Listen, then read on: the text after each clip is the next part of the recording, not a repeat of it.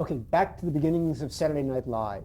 When they hired you for the show, how did they describe the show to you? Excuse me, one thing. Yeah. Do your questions come out?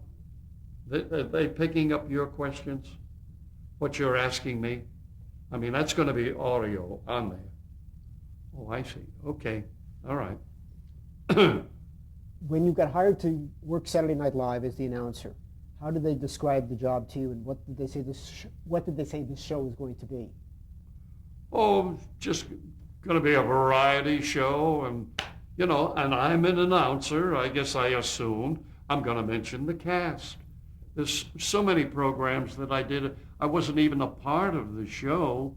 I mean, on the opening of the show, like X-1 or whatever. And at the end of the show, you mention the cast. Also appearing today, and this is Don Pardo speaking.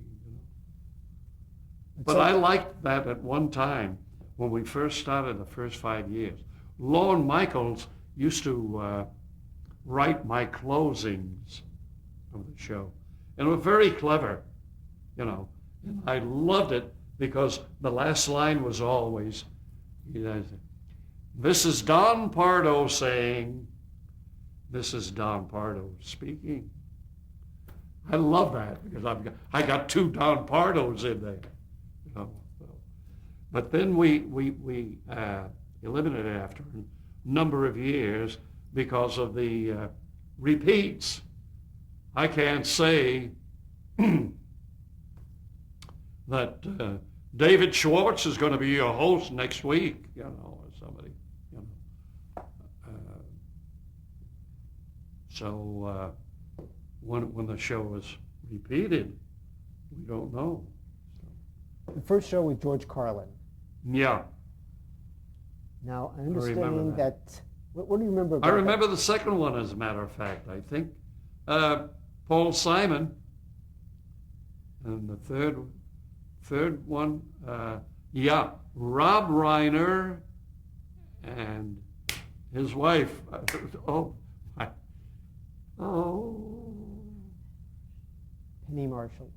Penny Marshall. Boy, I'm slipping. It's terrible. Yeah. Were you involved? Rob Reiner and Penny Marshall were the third. And Candice Bergen was on our show, I think, about 3 or 4 times. And I think she was the first female that we had, other than, of course, naturally, Rob Reiner's wife is a female, but the star in its own. You told me once that on the first show you actually flubbed the opening. Oh, yeah. The primetime players, how did that go? I should have reviewed it. And the not ready for primetime players. And I said, not for ready. Not for ready. I transposed the I said it correctly on the air in the dress rehearsal. So either that or in the early days, I was in like a little hallway area where they keep cameras and all. It wasn't a studio per se. I was there with the clipboard and that was it. And so maybe I got distracted by something, and whatever it was, I don't know. You give the list tonight, John Belushi, Dan Aykroyd, John Belushi, Jane Curtin going to Garrett Morris, and Elaine Newman, and Gilda Radner, and not ready for primetime players. Not for ready. Herb Sargent, I'll never forget, came to me after the show. He says, you know what you said? You said not for ready. I says, I did. I remember it. No, it's something. Just grown right along the line. What is it like been working with Lorne Michaels now for over 30 years on Saturday Night Live? He is a gem. He sure knows his work. Created created quite a thing. Did you participate in many of the skits on the show? A few of them was primarily voice. I was on camera a couple of times where they were holding auditions for my job, and I remember I had a tracksuit or run suit, and they'd have somebody come out, one of the other members, and says, "Yes, what's your name?" And this is long, holding auditions, and you come right on camera and so, and they'd say, "What is your name?" And I was not Don Pardo, I was Ron Lardo. And what is your name? Ron Lardo. They tell us that, that was the interim where the change was when I was coming back. Don Pardo was the announcer, and so I came out. I was Ron Lardo. Oh, they tell us that you do a good impression of Don Pardo. I said, yeah. And you say, it's Saturday Night Live? And I said, yeah. It's Saturday Night Live! He says, okay. And something like that. I can't remember the thing. Okay, next. Did Lauren come up with that opening of the show? I don't recall. The opening of the show? Yeah, with the Saturday Night Saturday Live? Night Live. I imagine, yeah, with Remember, the Saturday Night Live. do you remember what the reaction was to the early shows of Saturday Night Live? Did the public go for it? It was hot. Oh, yeah. Yeah, they loved everybody. John Belushi, right down the line, Dan Aykroyd. And Chevy Chase, because Chevy was only on that first year. Then he went out to Hollywood. And so Bill Murray came in, stayed with us for quite a while. Quite an addition. What were the rehearsals like for Saturday Night Live? Were you there for the rehearsals? In the early days, yeah, I was there at the run-through. In the last 15, 20 years, I didn't bother going to the rehearsals, unless there's something that I'm really involved in. But the usual thing when it comes to around dress time, when I have lines and whatnot. So that's it, about it. Now, only a couple times you've actually missed a broadcast due to laryngitis, I believe. The what? Didn't you miss a couple broadcasts because you had lost your voice? Yeah, there was once where I came in the way I sound right now. I feel like I'm losing it now. Yeah, I had a little laryngitis, and it was creeping in as the day was going. So when it came around close to dress rehearsal, I remember Ken Among, one of the production heads, thought, maybe we were risking it, because in a couple of hours from now, and Darrell Hammond did it, and he did such a job that my sister-in-law in Newport, Rhode Island, called up the following Sunday morning, and I had a lot of lines, just after I mentioned the star, the whole group, the cast, which was quite elongated, right down, and any of the stars. And then after that, there was something else, and something else, something else, something else. So it was quite a conversation that I had with the star, I think. Can't remember. But anyway, whatever it was, I wasn't there. But my sister-in-law called up from Newport, said, "You were going back to your acting days. You sounded terrific." I said, "Really? Did you catch the whole show? From the tippity top, from the cast? It's Saturday Night Live, and each of the stars and the featured ones. You heard all that?" He says, yeah. And then the dialogue you had right there. Who did I have the dialogue? Was it with? I can't remember. But anyway, the whole thing is in there. You were terrific. I said, really? Well, how do I sound now? She said, well, you sound like you've got laryngitis. I said, that's exactly right. That wasn't me. She said, go on, that was you. It was Darrell Hammond. He did quite a job. What about the studio, Studio 8H in New York City? And he also said, you're difficult to do. What about Studio 8H in New York City? That's a legendary radio TV studio. Yeah, that was beautiful. I remember the Toscanini days on that stage with the wonderful announcer, Ben Grauer, another one that I admired.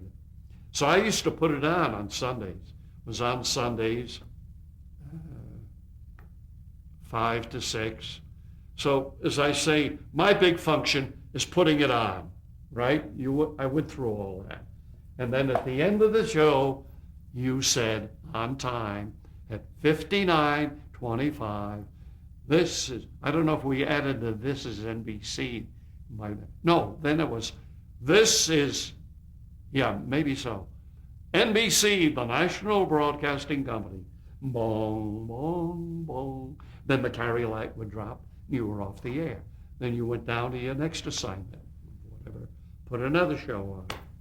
So what is Studio 8H like? I've never been to New York. I've never been to New York City. You've never been to New York City? No. Oh. So describe to me, what is Studio 8H? 8H, the world's largest broadcasting studio. That was a gorgeous place. So high. The stage was elevated. Control room was on this side. And this is hold a 50-piece orchestra of the stage. You know, they had a staff of musicians at NBC where they had their own lounge, their own lockers. It was a staff of like 50 musicians that were on salary. It's beyond me. And they had the staff. The other show that I used to do, one of my first ones, was the Supper Club. Went on the air 6:15 to 6:45, Monday through Friday. Was not carried by many stations on the NBC network because they had their local time. It was optional. They didn't have to carry it. So we were on, and I remember Milton Catons was one of the conductors, Milton Catons, Elaine Malbin, the opera star, Robert Merrill, this young 20-something odd with a golden voice, as we all know, Robert Merrill, Metropolitan Opera. But he was doing these. Elaine Malbin was a 15-year-old girl with a voice that would kill, operatic type, and then a couple others that elude me for the minute. But I remember Robert Merrill, and that was one of my regular ones because I was a nighttime announcer, as I mentioned. My shift was 6 to sign off to 2 a.m. So that was one that I did that. And that was out of 8H. So I'm familiar with it. What was another one with Beatrice K. Beatrice K. had a gay 90s show. She was hot in the early days of radio. This is all radio. And that emanated from 8H, from this, and it was an elevated stage. Now they eliminated that stage and that control room, so it's back somewhere else. And then, of course, today, if you look back, you say, what happened? Everything is low now with the lighting for television, all these lights. And that goes for all the hallways when you came into 30 Rockefeller Plaza back in the 40s and 50s. You came in, it was just gorgeous. The height, with no cables up above from studio to studio. Now you got cables, so it's high. And then you had extended offices, stretch, like you had the soap opera, I call it the soap opera studios. There were 2 floors. 3rd floor and the 8th floor. You had your 7th floor, whatever. But the studios were there. The 3rd primarily.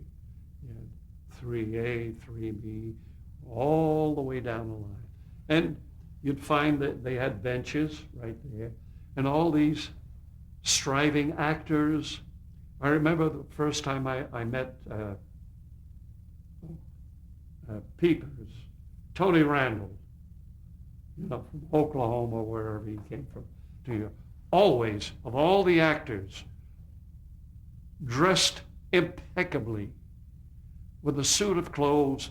I thought he was maybe he was a millionaire, millionaire's son, dressed to the kill, and sitting there, all these actors looking for work, because the directors would come in from all these different soaps and see everybody. Hello, Mr. Du. Hello. You like buttering. Hello. Well, they tried to talk to him. Say, "You holding any auditions? You're doing that acting?" And there's some others that went on to great heights, and I can't think of the names now. But I remember them sitting down. They go, "Oh," they jump up out of the seat. "Yes. Oh, Mr. Schwartz. Yeah, well, I'm a little busy," and I'm walking the directors. But they'd all, when you're holding auditions, I'm an actor and all that, It was great. They'd all be sitting there, doing their routines. What was the biggest laugh you ever got on Saturday Night And Live? 8H also was that way. Huge. Today, makeup rooms. It was a thing of beauty, and its things have changed. Quite commercial. What was the biggest laugh you got on any of the skits that you appeared in on Saturday Night Live? The biggest laugh Yeah, biggest laugh. that I would have? Yeah. No, that you, from the audience, reacting to anything that you did on stage. Oh, I can't recall. Many, many, many laughs that we had. They sure did. They loved Belushi. Aykroyd was quite glib. Jane Curtin. That original cast was just fabulous. All the way down. Bill Murray with all the things that they did. And Chevy with his pratfalls and the opening and all the time. How about some of the more recent cast members who came into Saturday Night Live? What were some of the recent what? recent cast members of Saturday Night Live, Tina Fey and all the others? Yeah. Your reaction to those people? What do you mean? Are they as funny as the original cast? Has the comedy changed now from what it was when Saturday Night Live came on I the didn't air? detect much of a change between now and then, but that Tina Fey, who is leaving this year, because she has her own show, 30 Rock, that's good. She is some talent. She can write, done a movie, and she's quite talented. You're going to miss her. In 1980, a new producer came into Saturday Night Live, and they decided to make a change of announcers. What about it? A new producer came into Saturday Night Live in 1980 and decided to make a change of announcers. Announcers? Yeah, remember that? In 1980, we told you about how they decided to tell you that we're not going to be continuing with the show. That I'm not going to be with the show? 1980. Remember back in 1980, they changed producers. Dick Ebersol came in. I don't think it was 80. It was the early 80s. Was it 80? I believe it was the early 80s. Well, we were on the air from 1975 to 80, so it had to be 81. Yeah. 81 with, would we mention the girl that, Gene. Gene. Gene Dumanian. Gene Dumanian was the assistant producer to Lorne Michaels. And when Lorne left after the 5 years, Gene Dumanian took over. And my recollection, I think I mentioned that earlier, we went into close to March, and we're not supposed to finish until May. And we had another 8 shows. And then I think I'm being repetitious. I thought I mentioned that earlier. We had like a mini strike or something, graphics. And so we were held up on doing our shows in the month of March. So we didn't do any in March. April was coming up. And we had the remaining 8 shows. And they couldn't do it because the max that they could do is 3 shows a month, which is difficult for the writers, for material. So they would like 2 shows a month to do once in a while. Like even this year coming up, I think you have one that's going to have 3 shows. They prefer 2. So that year, 81, when they couldn't accomplish it because didn't have the time. And that's when Dick Ebersole stepped in as the producer, and he had a couple of assistants, namely the writer. I mentioned his name.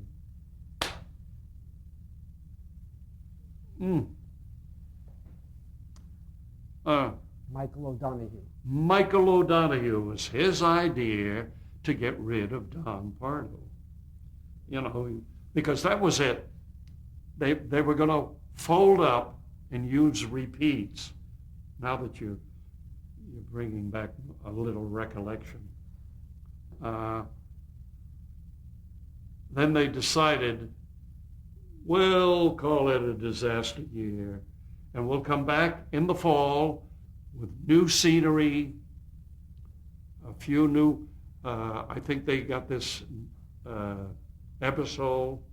She came in. They had a couple of new cast members. And I guess it was Michael O'Donoghue's idea. And what he wanted to do was to have me fired on the air. And Lorne Michaels, not Lorne, but Dick Ebersole said, no, we're not going to, we can't do that. So then I remember Dick Ebersole when he told me in June, and I never had any written contracts annually the way I do now. I didn't. I just assumed, I'm there. You don't want me, I'm out of here. That's it. Or if I want to leave, I quit and tell you where to go. So it didn't faze me at all.